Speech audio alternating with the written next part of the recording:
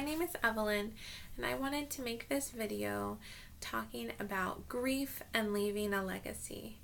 The hospital gave me this folder about grief as I was leaving the hospital from losing my son. And I wanted to share with you some of the information in here and also talk about Gabriel's legacy moving forward.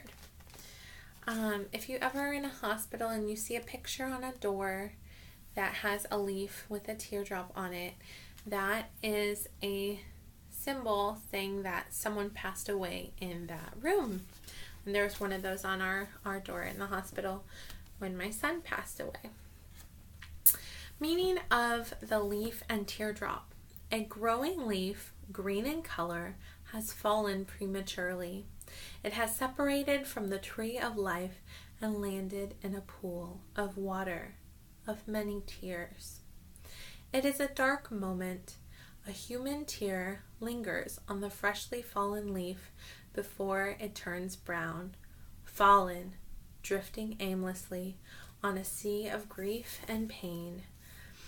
The leaf cradles a teardrop, offers refuge, embodies hope. Just as winter awakens to spring, our deepest sorrow harbors the seed of hope renewed. Hope renewed. And that's by Susan Ring. And I know that at least in several hospitals I've heard of, this is a common practice. So this is what's inside of the folder. And I'm going to read to you some of the information, not all. So that was the meaning of the leaf and the teardrop. Helping yourself heal. Don't run away from your feelings. Cry when you need to. A loss in your life is sad. Give yourself permission to feel it. Spend time with those who bring you comfort. It may be a family member, a friend, or a pastor. Find someone you can talk to, someone who understands how you feel. Tell people what you need. Often people want to help. People who want to help simply don't know what to do. Tell them what's helpful and what isn't. Share memories whenever it feels right. Don't worry about having to say the right thing. Just speak from your heart. Find ways to deal with stress. Grief is not only emotionally difficult, it places physical stress on your body that can be frightening. Shortness of breath, sleeplessness, and illness are common. Take care of yourself by eating a balanced diet, drinking non-alcoholic liquids, exercising, and getting enough sleep. Listening to music, writing in a journal, taking walks, or learning a new hobby may help you relax. Find an activity that you enjoy. Take care when using alcohol or prescribed drugs. They may numb your grief, but they won't help you deal with it. Abuse of either can lead to addiction. Set small goals for yourself. Working through grief may be a long process. Give yourself time along the way. Set small, realistic goals, moment by moment. Don't pressure yourself to get over your grief by a certain time. Do something you enjoy. Go to a movie or a concert. Have lunch with a friend. Plan a trip. Start looking forward. Don't feel guilty about enjoying what you do. Get professional help if you need it. If you feel that you need to talk to a professional counselor about your grief, call and set up an appointment. And so those are some of the things I've been doing. I had someone tell me that I shouldn't be sad or that being sad would be a foothold for the devil, and I believe that that's wrong because the Bible says that there's a time to grieve and a time to mourn. It's okay to be sad. If you shove your emotions under a rug, you're just going to fill up with bitterness and anger, and all those negative things are going to come out at some point or another. So it's better to work through those emotions. When my son was born, after he had died in my womb, I made for him a baby blanket, and it says Gabriel on it. And I made for him a little hat that was 2 times too big for his head, but I didn't know that before he was born. So I made him a little hat. They did put it on him for a little while. And so this is all of the yarn that I have from making those 2 small items. So this yarn now has a very important place in my heart. It has to be used for something important. So I have a lot of sadness, a lot of negative emotions and memories and reflecting that I want to do. And for me personally, I've noticed that I work through grief by making things. The hospital gave me this box. I shared it in a different video. It says Gabriel Israel on it. And you'll notice that the different things, the lovey and the hat and stuff, there are several notes in here. Different things that were given to me were all from different people who donated things that they had made or bought to the hospital to be given to people who lost babies. And all of those people lost children as well. And all of those people are making sure they do not forget their loved one, but that their loved one is leaving a legacy. This yarn is going to be used to leave a legacy of my son, Gabriel. I'm going to make a bunch of these hats, some a little bit smaller than this, some bigger, some this size. And when I go to an event at the hospital where I had him, I'm going to go to an event in October for all of the parents that have lost, and we're all going to write a note and attach it to a balloon. We're all going to send off our balloons to heaven, and it's just a time of coming together and remembering the ones that we love. And it's a way of working through grief. I've been having friends over to my house for play dates with my children. The children play, my friends and I chat, and Gabriel's mentioned in those talks. And it's just a way to breathe, to keep putting one foot in front of the other, to keep smiling, to keep enjoying life while grieving at the same time, while not shoving those sad feelings aside, but actually working through them, using the negative emotions for a positive thing. When my mother passed away in March, I did my grieving as she was dying. Like I said, I make things is how I work through grief. I bought her colorful flowers. I bought her a Bible verse calendar that had a bunch of pictures of like flowers and sunsets and stuff, and I decorated her hospital room so she could see the Bible verses and see the pictures on the wall, so she would have something pleasant to look at when she's in a hospital bed. No one enjoys suffering in a hospital bed. She asked me to paint her nails, so actually the last time I came to see her, she was really close to gone, and I painted her fingernails, and she was so out of it, but she was with it enough to acknowledge that I was there and asked me to paint her toenails too. So I painted her fingernails and her toenails.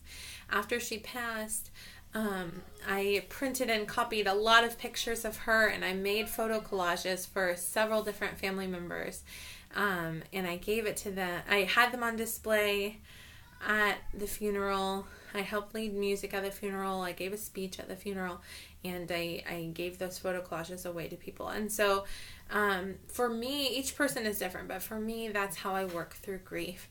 And really, I grieved more before she passed because she was suffering so much, and it was so difficult to see her suffer. And it was just nice knowing that she's with the Lord, and the Lord gave me peace that she's in heaven. Common grief reactions. This is the thing, guys. This is it. Common grief reactions. Come on. Okay, the most difficult thing with losing Gabriel, the most difficult thing that people can ask me is, how are you? And it's no fault of their own. People are trying to communicate that they care. People are trying to ask a common question that normally is very easy to answer. But how are you is the most difficult question for me right now. Why? Because if I say I'm good, I'm lying. If I say I'm not good, it sounds like I'm complaining. And also, I mean, I'm both. Let me read this to you. This explains it better than I can. Okay. Common grief reactions. It's normal for people who are grieving to have a wide variety of reactions. And can I say, you can have many emotions at once. If you've ever lost someone, you know what I'm talking about. If you haven't, I can't explain it. I'm sorry. It's just, how are you? This is how I am. All of those things, everything, every emotion. I am blessed and grateful and reminded that I'm so blessed for what I have. Every breath is a gift from God. My children are a gift from God. They survived birth, even though all three of them had situations that they could have passed away. But at the same time, I lost someone that I love. I'm sad. I'm even angry sometimes. I'm not angry at God, but I easily get angry about little things because I'm having negative emotions right now. And it's difficult to deal with. It's difficult to know the right way to behave when you're grieving, So, I'm an open person with my positive emotions, but with my negative emotions, I want to just go hide and be by myself and be quiet. And I don't talk about my negative emotions as much. And it's difficult. So it says, it's normal for people who are grieving to have a wide variety of reactions. Emotionally, you may feel angry, confused, sad, hurt, lost, uncertain, disappointed, lonely, shocked, frightened, distressed, bitter, guilty, hopeless, relieved, withdrawn, absent-minded, preoccupied. Physically, you may feel tired, sick, bothered by noise, short of breath, rapid heartbeat, tightness in your chest, tightness in your throat, dry mouth, muscular weakness, disoriented. You may also not be able to sleep or eat, cry or sigh, be restless or overactive, not feel like socializing, feel like you're going crazy, dream of the deceased, sense the presence of the deceased, be preoccupied with thoughts of the deceased, and be unable to concentrate. And so, not all of those apply to me, but grief is just such a difficult time and season. And let me tell you, now I'd like to say, if you have someone who's lost someone, what's the best thing you can do? The best thing you can do is be there for them. A lot of people have told me they're praying for me and they don't know what to say. And I'm here I appreciate the prayers. I don't know what to say either. The most helpful thing someone did when my mother passed away is she gave me a card with $50 in it. And to be honest with you, I felt like she was the only person that cared.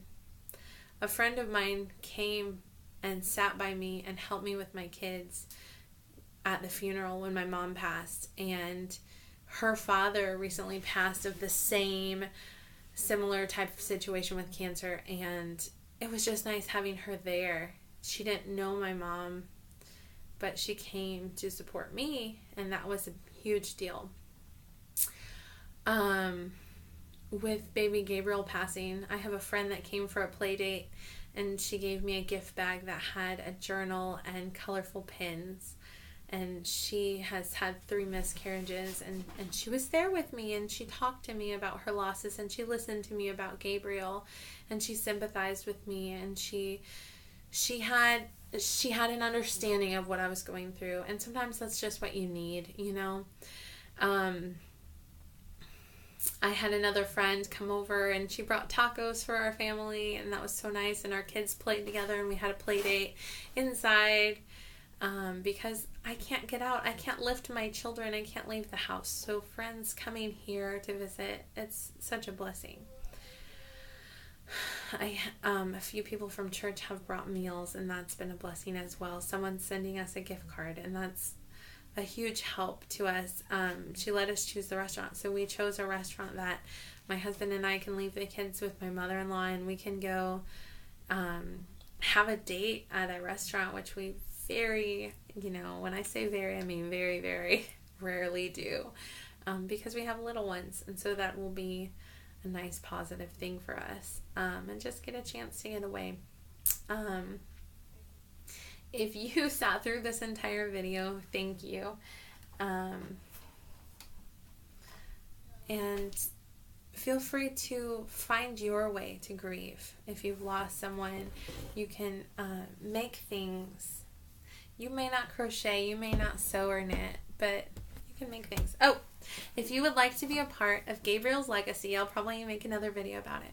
If you would like to be a part of Gabriel's legacy, you can crochet or make little baby blankets or hats, or you can just buy yarn and mail it to me.